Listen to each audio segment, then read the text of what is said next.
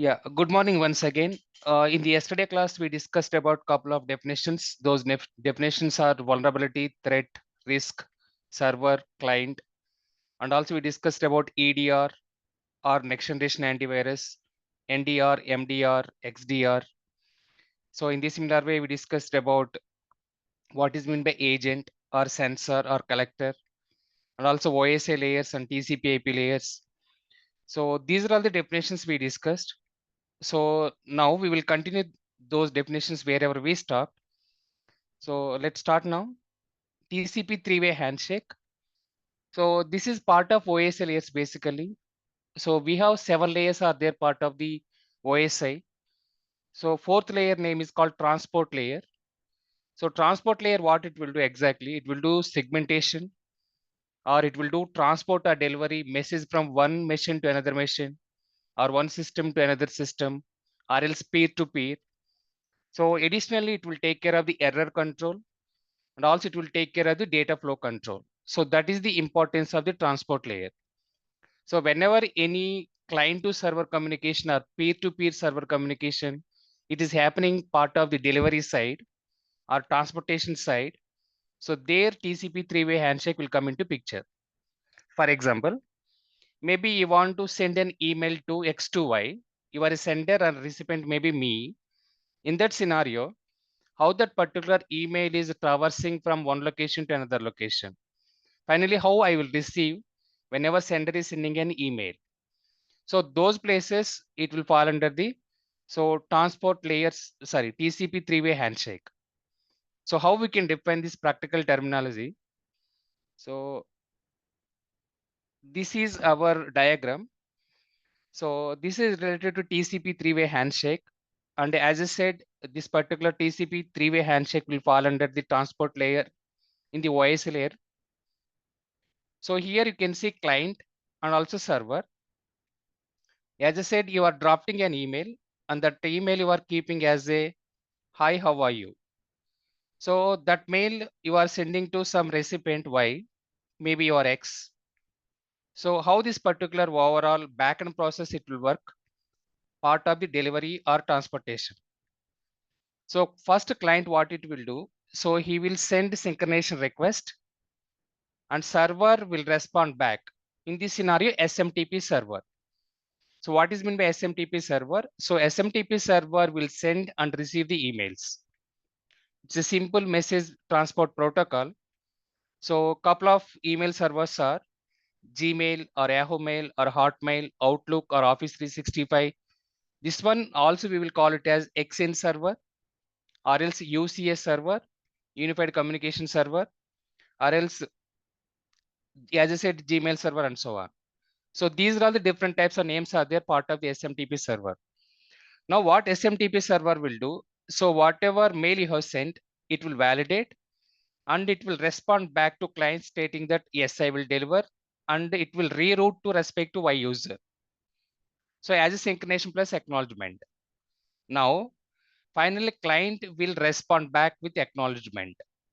So this entire process, it is happening in between client and server, total in 3 steps. So that is the reason this one we can call it as TCP three-way handshake. So why we will use this TCP three-way handshake?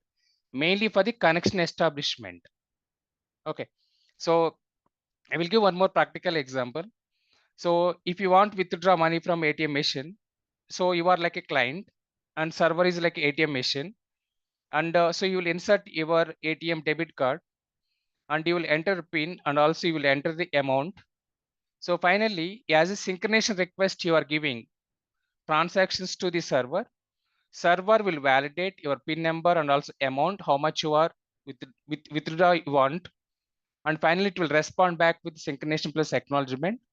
Finally, client will say, thank you so very much for giving the money. So this is the way. So in between client and server, so total client will send the synchronization request to server. Server will respond back synchronization plus acknowledgement and client will respond back acknowledgement. Whenever we are referring acknowledgement, basically for the feedback. Okay. So synchronization is mainly for the initiation purpose. Okay. So acknowledgement is mainly for the feedback or acknowledging something. Maybe you are ordering something in Amazon or Flipkart. Whenever that particular delivery item it is coming to your home, you will give the acknowledgement, maybe OTP kind of thing. So stating that, yes, I received the item, whatever I ordered.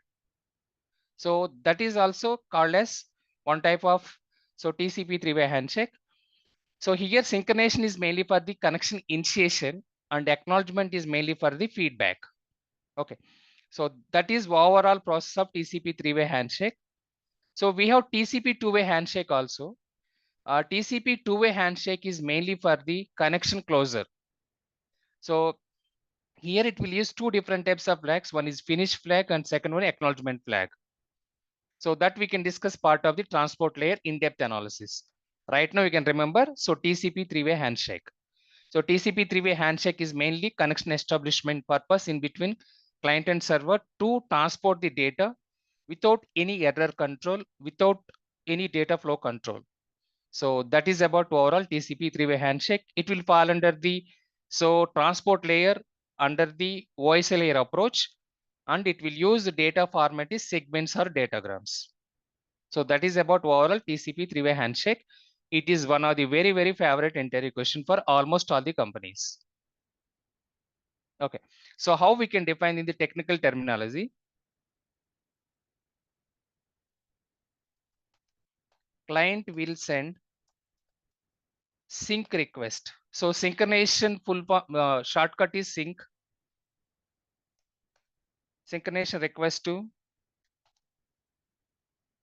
server. Server will respond back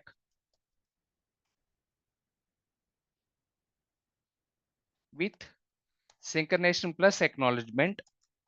And finally, client will respond back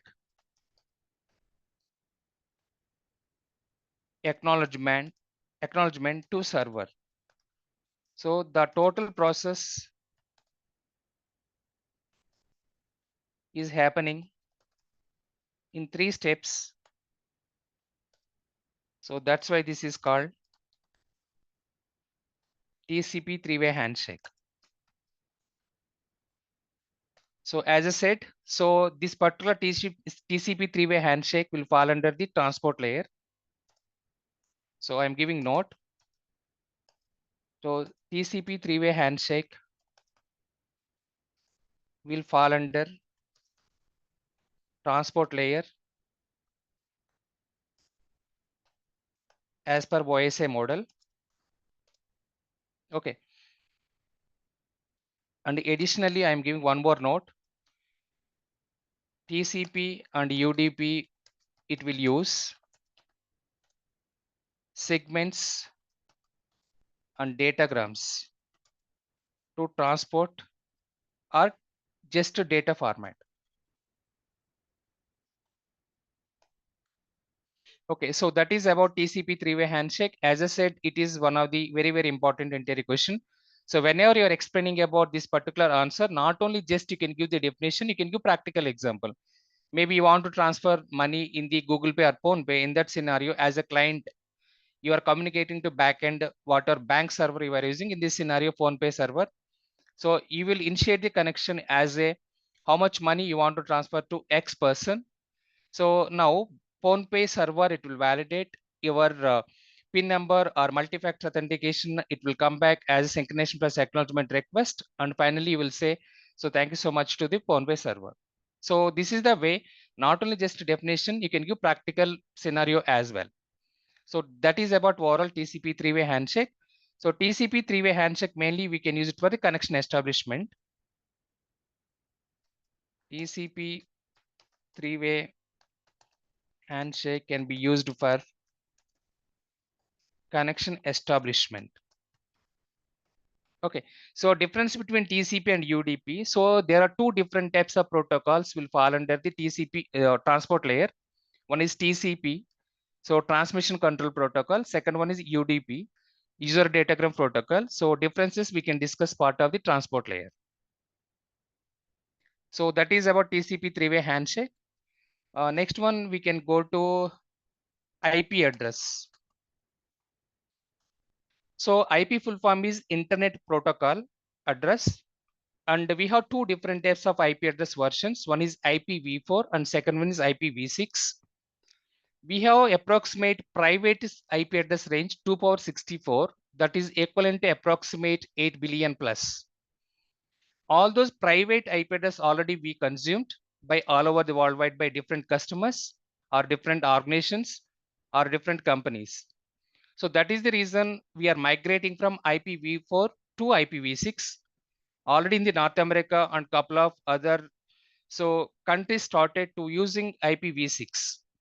So even IPv6 we are using in India, part of the cloud services mostly into. So here coming back, what is this IP address first of all? What is this my internet protocol address? It is mainly like a numerical number or label assigned to each and every system. It is not a physical address, it is a logical address. So IP address will fall under the network layer in the OS layer. Okay. So each and every system we will assign one of the logical address to represent, to identify that particular. So whatever number we are assigning or label we are assigning, that label or number we can call it as IP address. Okay. So I can show practically how we can assign that one. So it is a numerical number or label assigned to each and every system in the organization. So that is called IP address. So in the computer network, in the organization and also in the computer network. When you say computer network, as I said, every device will fall under the computer network, not only just personal computer or laptop. So that is about IP address here. So example of IP address, I will give like 10.10.10.1. So this is one of the class A IP address. So once again, in-depth analysis, what is class A, class B, class C, class D, and class E, and what is private IP address versus public IP address. That one we can discuss part of classification of the IP address. We have separate topic is there. There I will discuss about in-depth analysis. So this one of the private IP address range in the class A. In the similar way, 172.16.1.1. So this is part of the class B private IP address. In the similar way, 192.168.1.1. So this is one of the class C private IP address range or private IP address. Okay. So these are the three different types of private IP address range every organization. So whenever you are onboarding in any company, just you can go on, you can see. So what is the IP address range? So or which number it will start. Most of the cases, 99, not 90, 100% cases. So our IP address, either it will start with the 10 series or 172.16 series or 192.168 series. So these are all the private IP address ranges. Other than that one, everything is like a public. So whenever any instant investigation, if you are doing part of the firewall or EDR or DLP, or maybe web application firewall or SIM tool or any security tool, basically, first and foremost, you have to classify the incident, whether this particular abnormal activity or incident or alert or alarm is coming via private IP address or public IP address. First and foremost, you have to classify the respective attack is a insider threat or internal attack, or else external attacker is trying to do the hacking part. So how we can do this particular overall analysis? If you know about what is private IP and what is public IP, then obviously you can take care of the segregation, whether the internal attack it's happening, whatever incident I received, or else external attack from the attacker. So don't worry. So in-depth analysis we can discuss later. That is about IP address. If you want to check the IP address in your system or in your mobile, please go to settings and there you can click on about, I think. And once you're clicking on that one, you can see IP address and MAC address and default gateway. In this similar way, if you want to check IP address in our system, so we have to use one of the command line interface that is called CLI. So here I will enter command prompt in the search button of my Windows machine.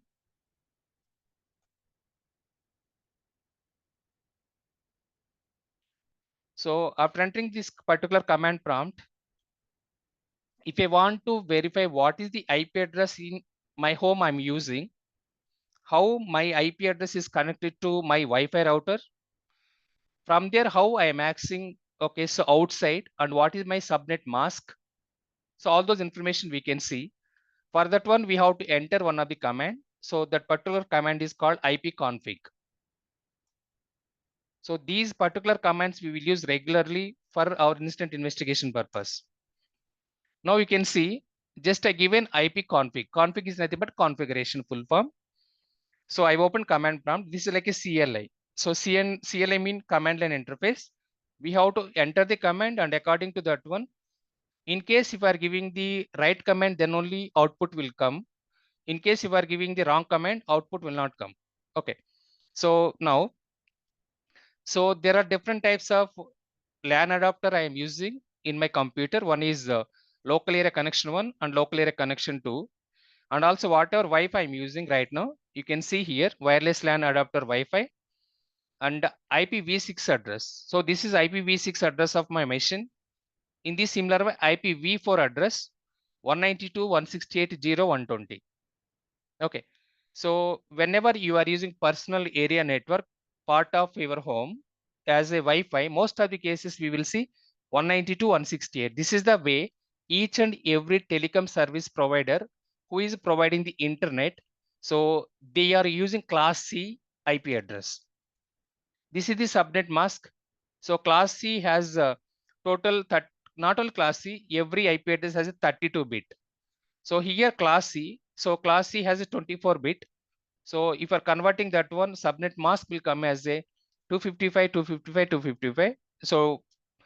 So don't worry about this one. As I said, we can discuss in-depth analysis in future.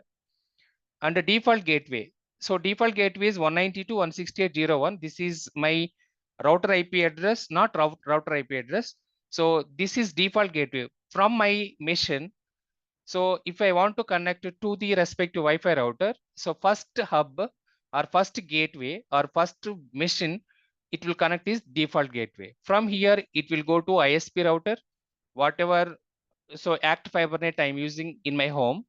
From there, it will reroute whenever I'm accessing any website to the public. So this is the way how the traffic will go away from my computer to the external world. In the similar way, whenever any information it is coming via email, same thing, it will come through internet and it will hit my ISP router, it will hit my default gateway, and finally I will receive that particular message via email, example Gmail. Okay. So that is about IP address, how to verify in our system in the manual way using command line interface. Okay. So that is about IP address. Next one, as I said, so where the IP address will come, note I am giving. So IP address is a logical address because it will change every time and it will fall under network layer. So network layer is layer number 3 as per YSL model. So that is about IP address, guys. So next one is MAC address. So MAC full form is media access control. So this will fall under the layer number 2, that is nothing but data link layer. So before going to MAC address, I want to explain about NIC card. Every system has NIC card. So NIC full form is network interface card. So once you are dismantling your laptop or MacBook or workstation or desktop or any server, we can see NIC. So what this NIC card will do, so it will be nearer to our power supply basically. So how this NIC card looks like, it will use a chip designing concept. So NIC card,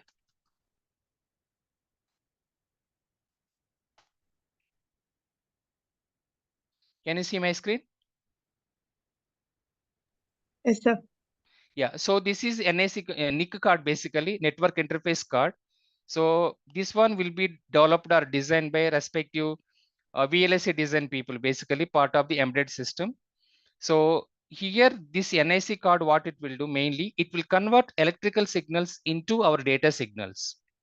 Okay, so here we'll give the respective, so data connector or else, so power supply, whatever power is coming to our system or computer, so that electrical whatever we are receiving, that can be converted into so respective data signals. So that is the importance of the NIC. Okay, so why I'm explaining this one now? So basically this one I'm explaining, so every NIC card has one of the physical address. That physical address we can call it as a MAC address. Every system, it will maintain NIC card to enable to connect to network or computer network.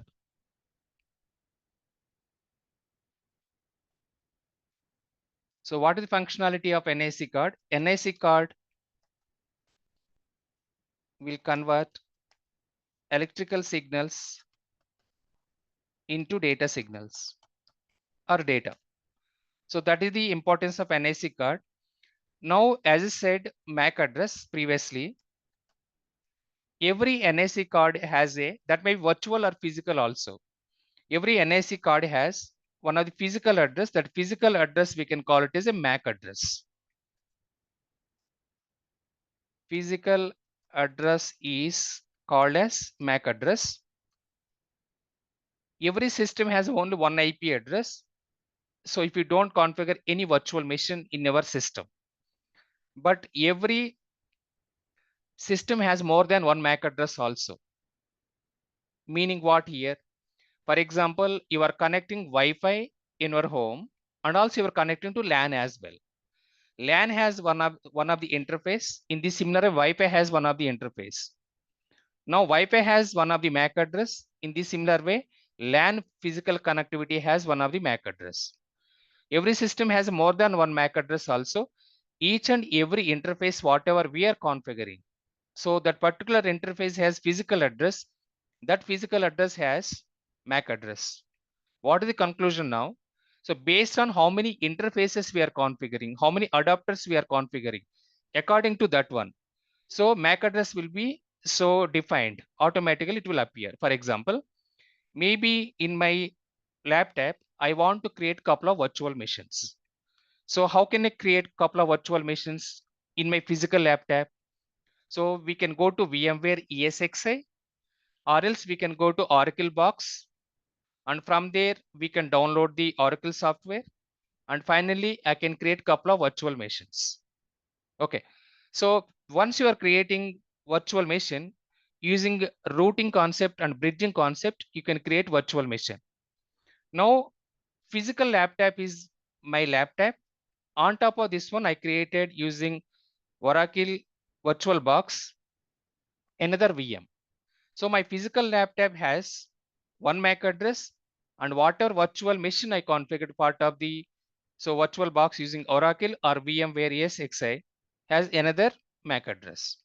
So this is the way how MAC address can be configured, and each and every interface has the MAC address. So one system has a more than one MAC address also, but one system has a only one serial number. So serial number is a unique number. It's equivalent to our Aadhaar card, our passport number, our driving license number, so or our voter ID. So that is unique number. Every system, whenever they are developing, so that product based company, so those companies we can call it as a OEM vendors, manufacturing companies basically. That may be HP or Dell or whatever. So not only these machines, so any physical machine basically, one of the unique number will be there. Even your mobile also has unique number. So as I said, please go to settings, and there you can click on the mobile and you can click on about information. There you can see what is the software version we are using, what is serial number, what is the MAC address, and what is the IP address. Okay, so that is the overall concept of the MAC address. So don't get confusion here. So as I said, VirtualBox is from Oracle. It's a free open software. There we can go and we can download a virtual machine. This is what I am referring. So maybe in my laptop, overall hard disk size is 500 GB. And if I want to create one of the virtual machine, it is not a physical machine, it's a virtual. So it's a logical. So I can go and I can download this particular Oracle software or Oracle software, and thereafter I can go and I can create one of the virtual machines. So if I want to create virtual machine in my laptop, so I can click on this Windows host and whatever software it is downloading here. So this particular software I have to install, and after that I have to configure the bridge network or routing network, nothing but layer 2 network or layer 3 network. Then automatically network interface will be enabled and one of the MAC address will be generated. So that is what I'm explaining theoretical part. This is the practical way how to install it. Okay. So this is not only from Oracle side, even we can go and we can download from the VMware side as well. Okay.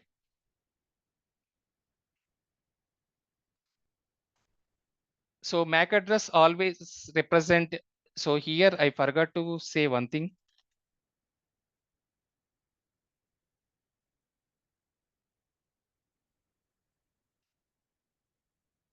So types of the IP address versions of IP address. So IPv4, Internet Protocol version 4, and also IPv6, Internet Protocol version 6. So IPv4 bit number is 32 bit. It's a 4 octets, and IPv6 bit number is 128 bit. So these are all interior question, guys.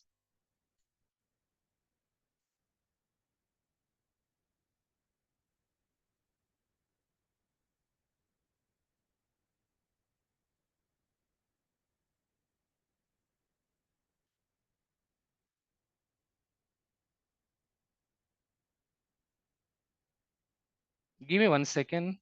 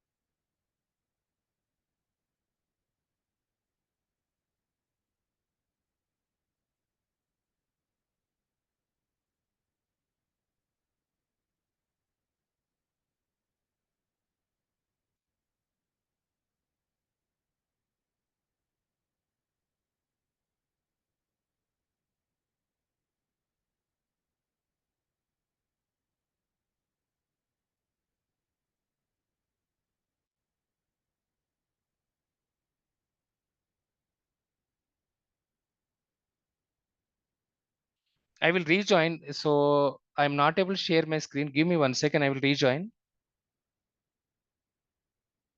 Is it fine? Okay. Yes, yes, no issues. Please.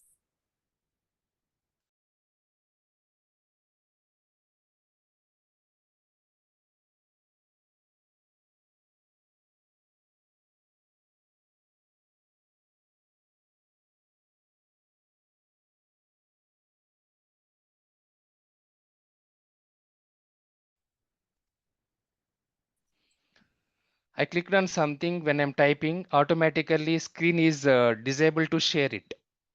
So that is what it's happened just now. Sorry. Yeah. This is the way how we can. Okay. So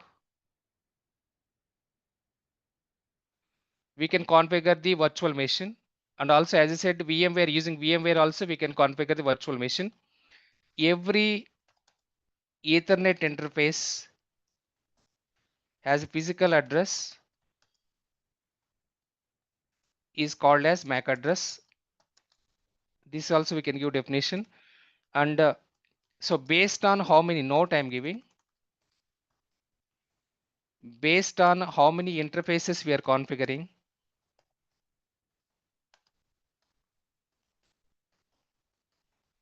According to that, those many MAC addresses will be there for system. In my system or in our system, we are configuring, okay, so 10 Ethernet interfaces. One is for LAN and second is for virtual machine. Third one is for the Wi-Fi. Now we have total 3. So MAC addresses will be there. So that is what overall conclusion. Okay. So next one, MAC address bit size. It is 48 bit. So now how we can verify MAC addresses in our system using command line interface? You can go here and you can give get MAC. See, I given wrong command wantedly. Now can I see my MAC address whatever I'm using in my laptop? No, I can't see it. It is showing an error stating that it's a wrong command. Okay, so I given space in between get and also MAC. So now I can give get MAC. So this is the MAC address. Basically, this is the 48 bit. So this is what Ethernet interface right now I'm using. Okay. So this is the way how we can verify MAC address of our system. So right now I have only one interface. So that interface has one of the physical address. That physical address is called as MAC address. So that is about MAC address part. Then we can go for the log. So what is meant by log? So log is nothing but any computer recorded activity or any action is doing by an end user. So maybe example, take one of the Windows admin guy. So or our local IT guy related to asset inventory part. So what is that local IT or asset inventory guy he will do? Part of the help desk.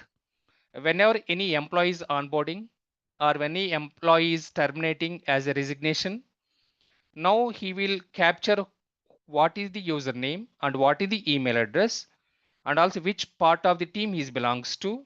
Then finally, he will allocate one of the laptop or MacBook according to his roles and responsibilities, whatever recommended by manager.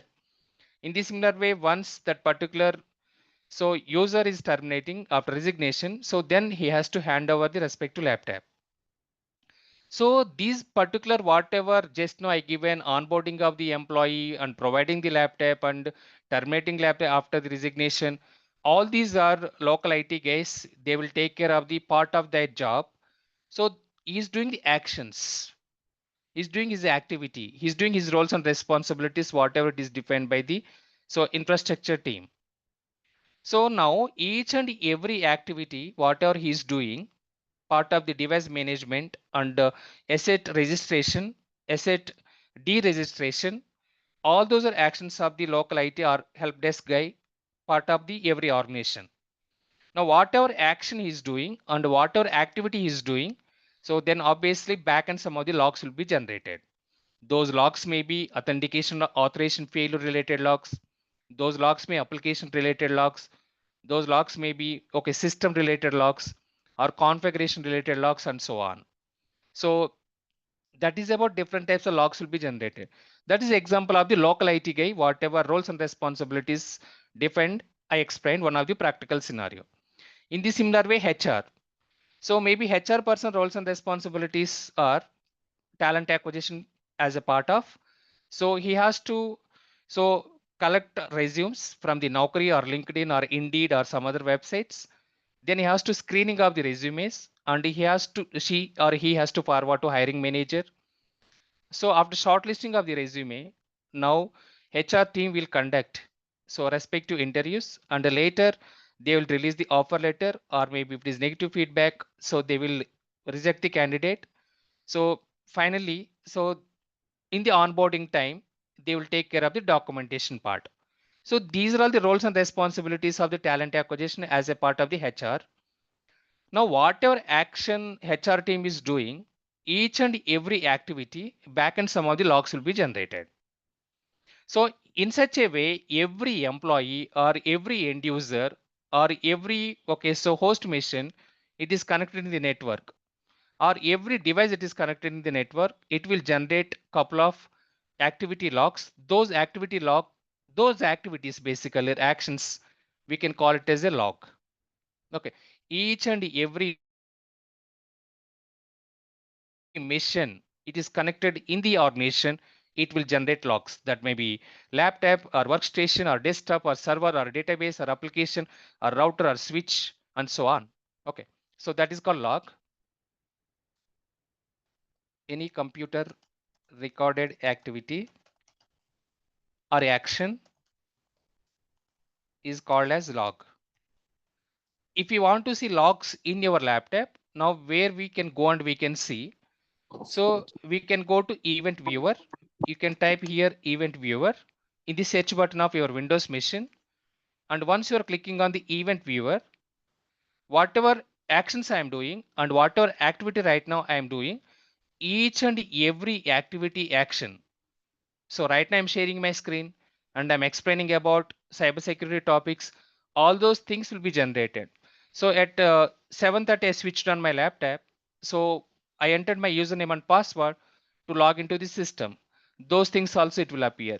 And whatever Google Drive or Zoom or maybe Excel sheet I'm using, each and every activity will show backend. Okay, so I can maximize this one now.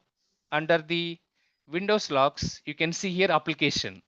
In my laptop, whatever applications I'm using and whatever applications I'm accessing, everything it can recorded, and that particular recorded activity is called as a log. In the similar way, security related logs, whenever I will log into system and whenever I will log out the system, so those time it will be log will be generated. That is audit related logs. In the similar setup related logs, in case if I'm doing some other configuration, just now I given 10 minutes back virtual box configuration part of the Oracle. So in case if I'm configuring something, maybe if I'm installing one of the software, so that software may be example of Nmap or maybe BitTorrento or maybe some other software. Now I'm doing configuration or implementation. So backend couple of logs will be generated. So system related logs is nothing but, so what are performance related logs? So in my computer, so wherever if I will go related to task manager, I can go and I can see how much so consumption I'm taking care by my system. So that may be bandwidth or CPU utilization or RAM utilization and so on. So this is the way each and every system it will generate couple of logs. Those logs are application oriented or audit oriented or security oriented or setup or configuration oriented, health checkup or system related logs. These logs only we will integrate it to SIM tool. Every machine whatever in the organization we are using are connected to computer network. So backend, so whatever actions are doing by those machine are asset, our applications are databases or network or cloud. So based on the activity is doing by end user, so it will generate couple of computer recorded actions. Those actions we can call it as a log. Right now whatever I'm sharing in the screen, so these logs are from my computer side or laptop side. So these logs only we have to integrate it to our SIM tool. Now what is SIM tool? So first of all, SIM full form is security, information and event management. So there are so many tools are there part of the SIM. Right now number one tool is Splunk. Second one is Azure Sentinel. Third one is IBM QRadar. Fourth one is Securanix. Fifth one is logarithm, not logarithm, Exabeam. So as per 2024 quarter one survey. Okay, so there are other tools also. So those tools like McAfee and HP ArcSight or Microfocus or PortiSim or Logarithm and also Cisco Manage Engine in the similar event tracker, ELK. So there are so many tools. Okay, so now how we can define this SIM tool? It is a log collection. First SIM tool will do the collecting of the logs using the different types of log integration methods or log onboarding methods. Next one is log processing. After collecting the logs, what it will do? It will do processing of the logs. After that, it will do the analyzing of the logs. So automatically SIM tool will convert that raw log, whatever it is generated to. So SIM tool understandable, that is analysis, but manual analysis will be done by cyber security analyst. Log analysis, log monitoring. It's a real-time monitoring basically.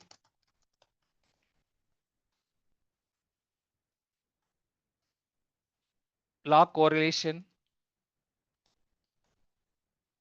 It will do correlating of one event with another event. Whenever any attacker is trying to do hacking, it will correlate all those logs.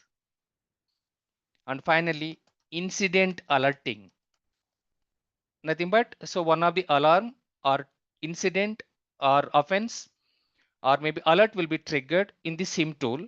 Once those alerts will be triggered, as a cyber security SOC team, we have to take care of the respective incident investigation or incident response or forensic analysis. Incident alerting, and finally incident investigation and forensic analysis tool. So that is about overall SIM. So first it will do the log collection. Whatever logs are generated to each and every device is connected in the computer network. That one we have to integrate it to SIM tool. That is called log collection. And log processing. Log processing will be done by SIM tool based on the hardware or software, whatever developers they develop the SIM tool.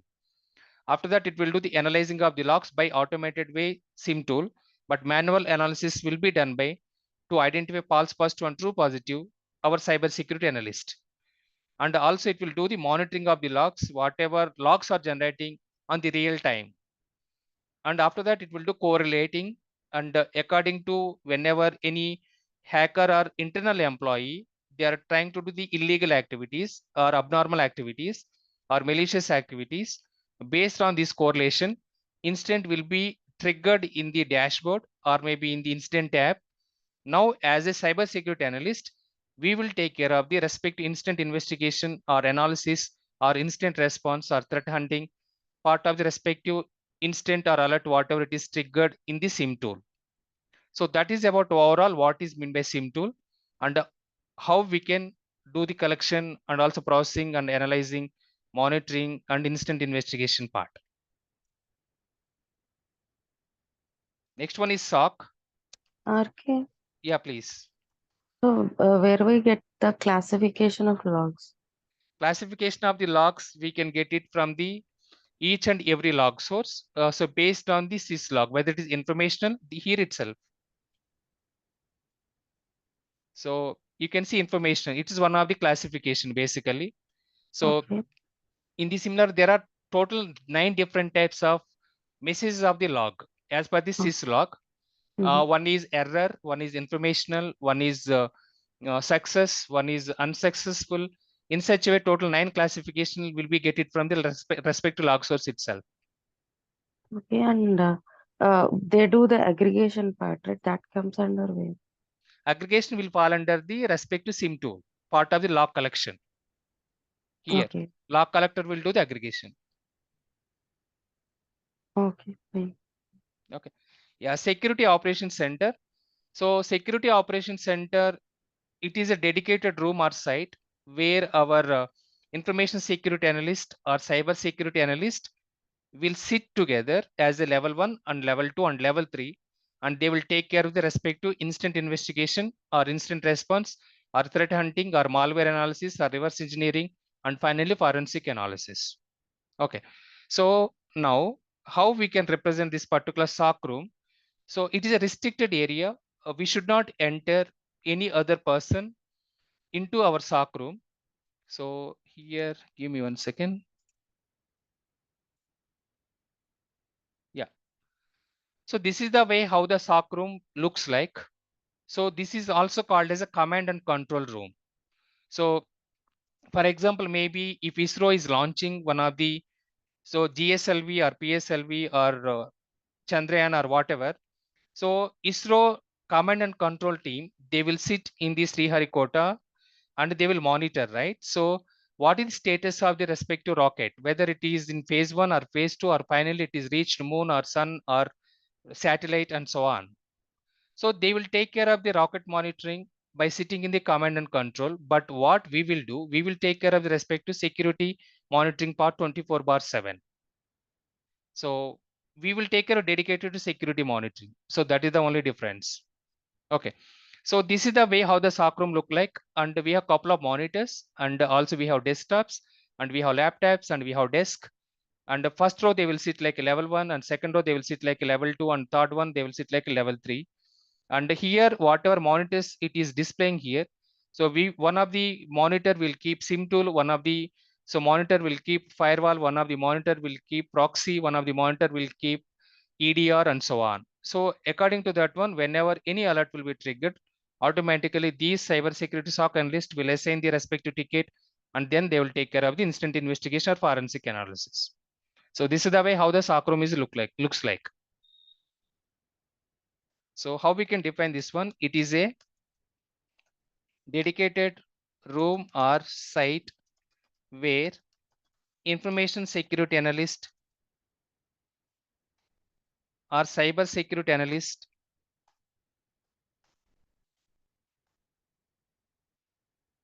will sit together and they will monitor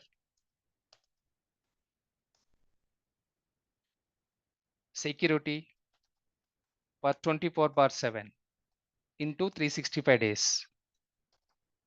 So that is called SOC.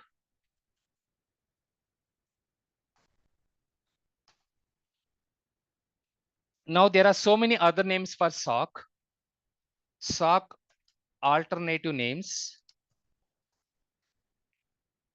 We have SOC also called as CERT.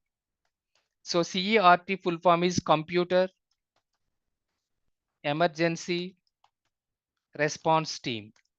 In the public sector or in government sector, so our Ministry of the Telecommunication sector side related to, for example, Navy or Army or any public hospitals or police department, for those people, they will call it as a CET. It's a Computer Emergency Response Team. India also has a Computer Emergency Response Team. So they will monitor Supreme Court related cybersecurity SOC monitoring part, hospitals related, police department related, Navy, Defense, Army, all those. So what is the website? We can call it as India Set.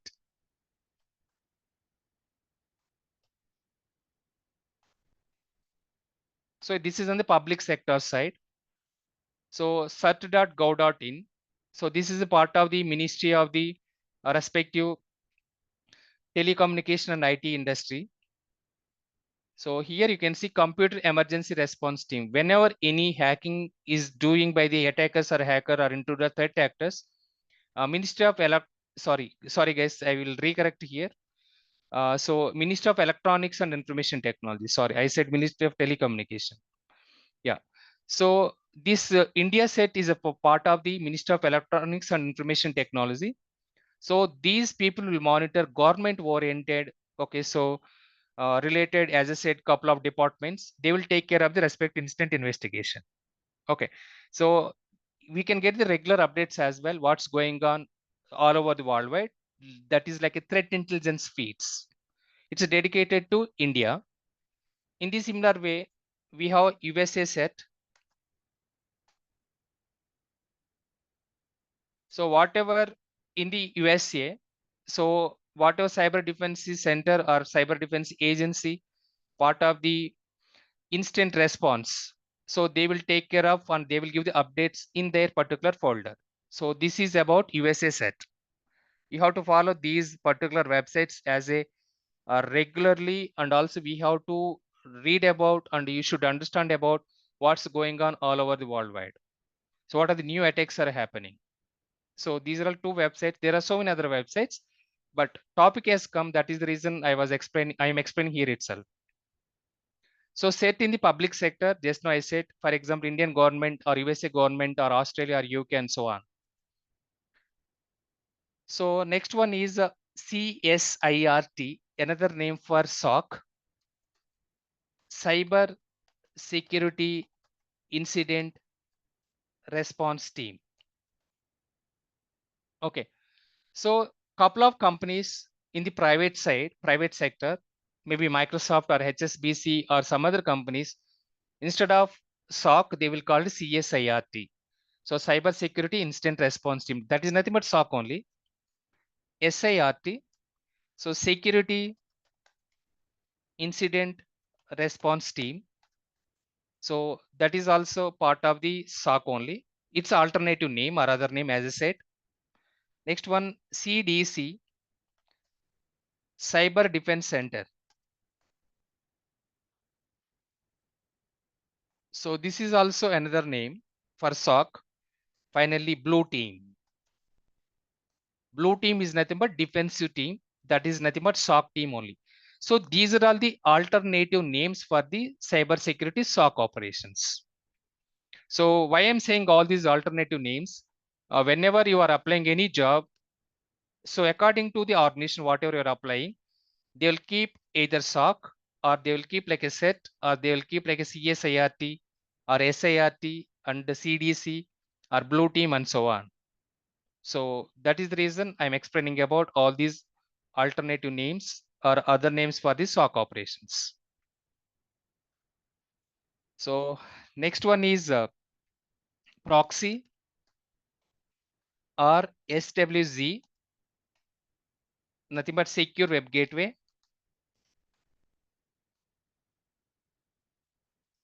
or app gateway, application gateway. So there are so many names for the proxy, secure web gateway or app gateway and proxy. Web application firewall is different and proxy is different. So what web application firewall do? It will take care of the only application layer 7 attacks, part of the OASP top 10. Yesterday we discussed already. So on the other hand, what proxy will do? Proxy is a part of the network layer. So not only network, even application layer also it will fall under, but as a perimeter security, will put under the respective on the perimeter side as a network. So whenever any end user accessing any website, so maybe you are a part of DevOps guy and you are accessing GitHub or Jenkins or Terraform related scripts or configuration files or CI/CD pipeline and so on. So now proxy it will validate which type of website this DevOps guy is accessing, whether it is a legitimate website or application or whether it is illegitimate website or application. So according to that one, it will give the verdict or reputation check. And finally, it will say whether it is a legitimate website or illegitimate website. If it's legitimate, it is well and good. And finally, it will allow the connection. If the illegitimate website, and obviously it will block it. So that is the functionality of the proxy. And we have two different type of proxies. One is forward proxy. Second one is reverse proxy. So it will act like a broker or intermediate device. What is the proxy interview? So proxy interview it is nothing but, so on behalf of the respective candidate, whoever is attending the interview, one more person will sit as a broker or intermediate device or a proxy guy. Then he will do the interview. That is called proxy interview, right? Same as it is. In between end user versus to a websites or applications, proxy it will act as a intermediate device. Okay. So how we can define this one now? It is a bridge or gateway in between end users and also websites or applications. Okay, so that is proxy or web gateway. So that is one type of definition. Second one, there are different types of proxies.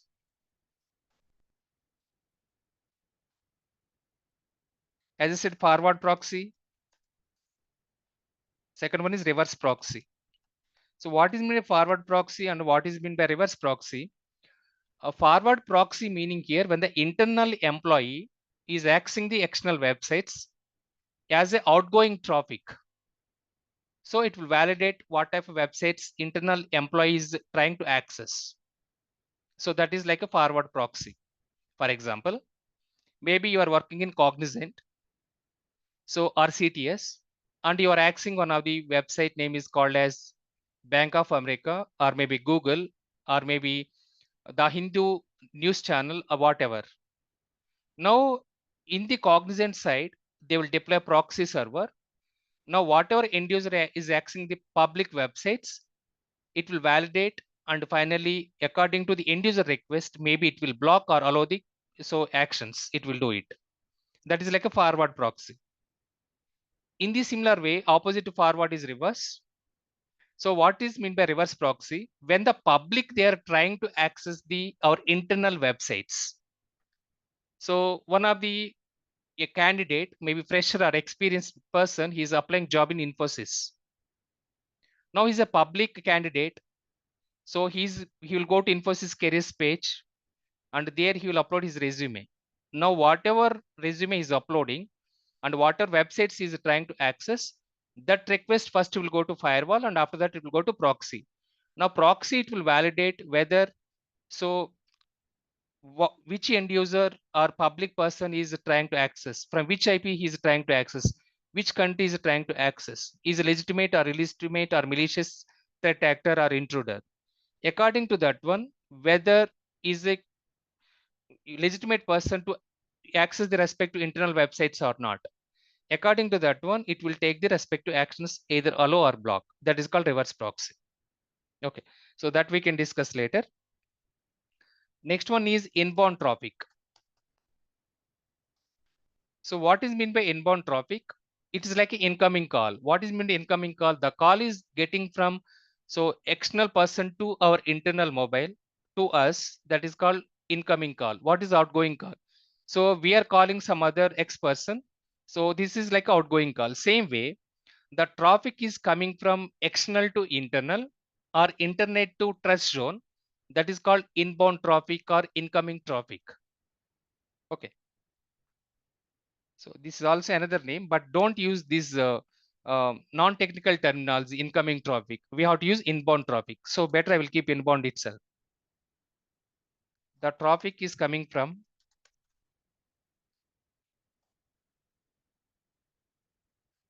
external to internal. Nothing but internet versus and intranet or trust zone or DMZ or DMZ zone and so on. Internet to internal is called as inbound traffic. Outbound traffic. So what is this outbound traffic? Opposite inbound traffic is obviously outbound traffic or outgoing traffic. The traffic is going away from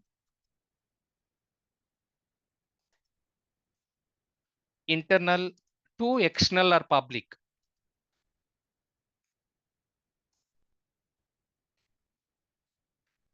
Is called as outbound traffic. So same example, just now I given proxy server example also. When the internal employee is accessing the respective public websites like a Google or YouTube, as I said previously, so that particular traffic is called as outbound traffic. In the similar way, so you are applying job in Infosys, as I said, that is like incoming traffic or inbound traffic. Now combination of these two, okay, so incoming plus outgoing or inbound traffic plus outbound traffic is called as a net flow data. Okay, so net is nothing but sum, right? It's a sum of the two traffics.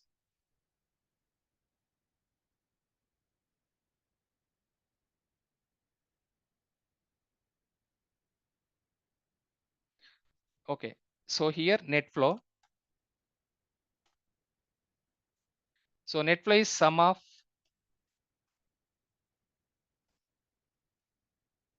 inbound traffic and also outbound traffic. Okay, that is net. So next one, whitelisting.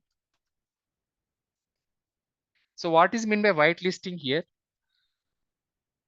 Maybe couple of times whenever our internal employees, they are trying to access couple of websites and our proxies or firewalls, it will block it. Whenever any developer or any other machine learning team or data science team, they are trying to download something, our proxy servers, it will do blocking. Now in that scenario, as a business case, we have to make it as like an exception part, and we have to whitelist after doing the reputation check analysis. So allowing of something is called as whitelisting. So what type of things we can allow? Maybe IP address, or domain name, or website, or URL link, or maybe hash value. So these things we can do whitelisting. Nothing but we are allowing as exception part. In case our tools are showing as a malicious content is there, and according to that one as a analysis part after we completed, then we have to do the whitelisting part. Okay. Allowing of the content is called as whitelisting. So for example, IP address, hash value, URL link or website, or domain name. Okay. Opposite to whitelisting is called as a block listing. So same thing here, we'll block. For example, one of the external attacker, he's trying to do the brute force attack, or maybe he's trying to do the phishing email attack, or he's trying to do the SQL injection attack, or SQL injection attack, or DOS attack. So in that scenario, whatever IP address and where he is logging, and he is trying to do the hacking or exfiltration, so we can go and we can check the respect to IP address analysis using a couple of open source tools. And finally, we can go and we can check the reputation, whether it's a malicious content of the IP address or it is a non-malicious, whether legitimate or illegitimate. According to that one, we can go and we can do the block listing. For example, one of the phishing email we are receiving from 1.1.1.1. So for that one, after receiving the incident, we will go to virustotal.com. It's one of the open source websites. It's a free of cost. We no need to pay any money. It's a public website. Everybody connects from anywhere. So here we can do the file analysis. Here we can do the URL analysis. Here we can do the, okay, so you can see URL analysis, IP address analysis, domain analysis, hash value analysis as well. For example, maybe I'm giving 1.1.1.1 and I'm checking the reputation now. Yeah. So after giving the 1.1.1.1, here total different types of vendors are existing. So this is the way how the inventory will be maintained by virustotal.com company. So those vendors are, for example, so Cybel, Abusix, Acronis, okay, Elinvault. So all these are different types of companies. Now total 92 vendors are validated. Whatever IP address I given here, 1.1.1.1. Out of 92 vendors, one vendor said that so it is a legitimate 1 by 92, meaning what here, and also it is showing as a red color, but don't say red color or green color or yellow color. Out of 92 vendors, one vendor is showing as it's a malicious content of the IP address. Now, what are phishing email we received? So we concluded maybe it is a malicious IP address. And now after that, we can go and we can block the firewall, this particular IP address. So this is the way we can do block listing. Blocking of IP address or URLs or domains or hash values in firewall or proxy or maybe EDR, maybe in the DNS server, is called as a block listing. So after doing all these analysis, we'll go and we will take care of the respective blocking as well. So this is one of the practical example. Blocking of the data or content is called as block listing. So here same thing. Once again, IP address, hash value, URL link, and also domain. So that is about block listing. Next one is the hash value. So hash value is a combination of both. Okay, so characters and numbers. And also we can define other way also. Digital representation of the file as also called as a hash value. For example, so just I'm going to Google and I'm typing hash value generator. So there are different types of hash value generators are appeared here. So for example, maybe I will go to MD5. It's a very famous one. Any website you can go. Now my password for my Facebook may be password at the rate of 123. So this is the password I'm using for my Facebook example. So click on generate. Now you can see here MD5 hash SHA hash.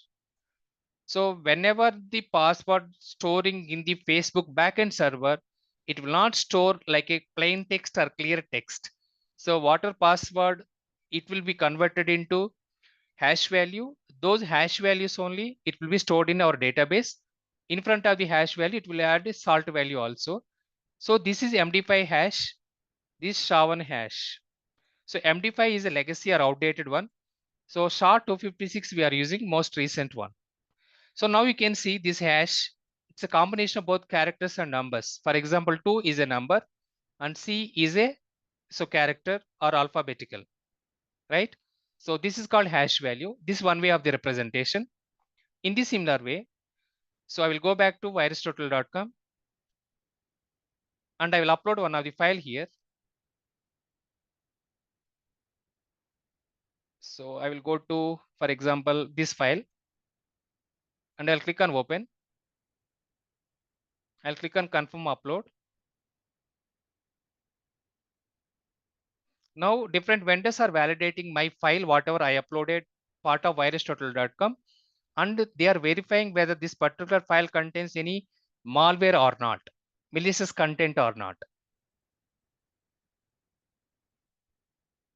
Still it is running. Total right now 58 vendors are scanned this particular file, 60. Let's see. So far no vendor is detected. It's a illegitimate file. Yeah. So whatever file just now I uploaded, part of the virustotal.com and 0 by 63.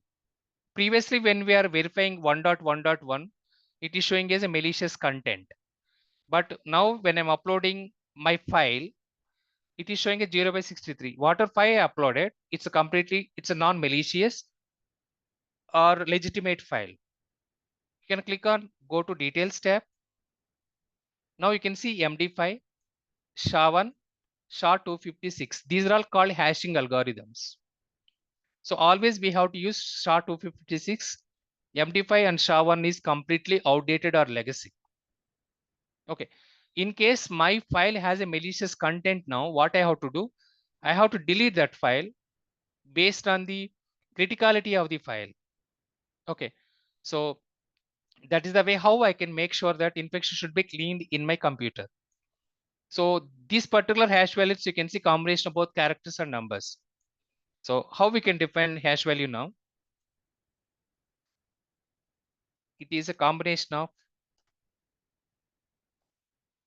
both characters and numbers, and also a digital representation of the file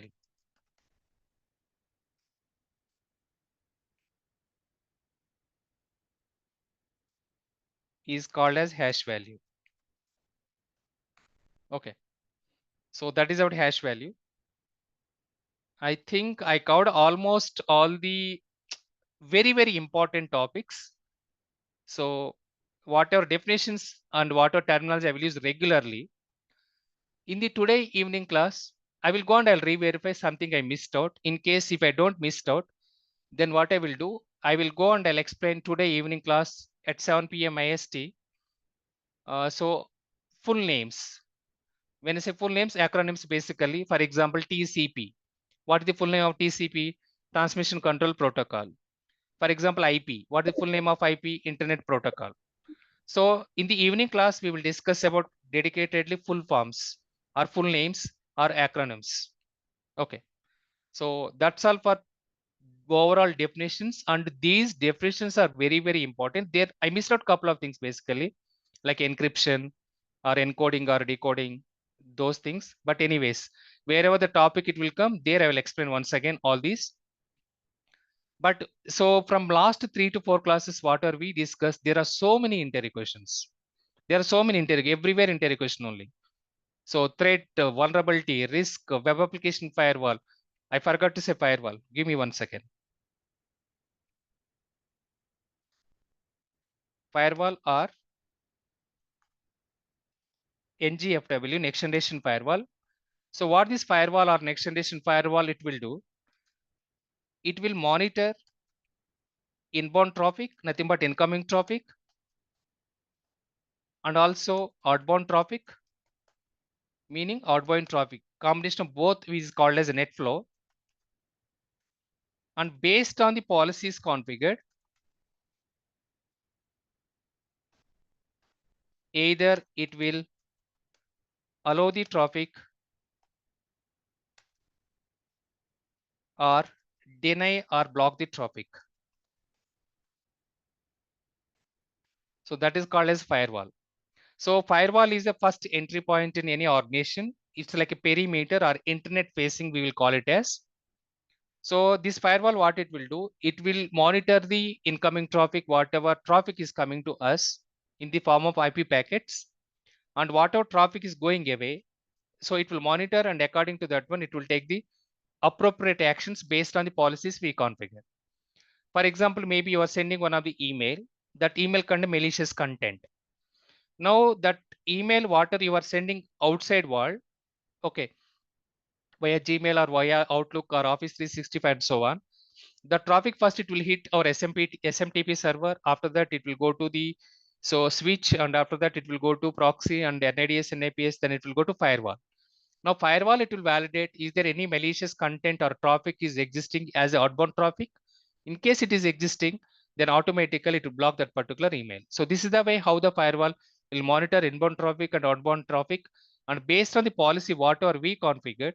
When you say policy, it's a rule, basically condition or regulation. So according to that one, it will take the appropriate action. That is called firewall. Okay. So that's all about. So couple of definitions we discussed, and each and every definitions what are as we discussed for past 4 classes. So there are so many interrogations, guys. So in case if I missed out something, I will discuss part of evening class. Once those definitions are completed, once again I will go to acronyms or full forms of the respective protocols or any other topics wherever we are going to use regularly. So from tomorrow onwards, I will start our networking concepts. First topic is OSI layers. That's all for today, guys. Do you have any questions?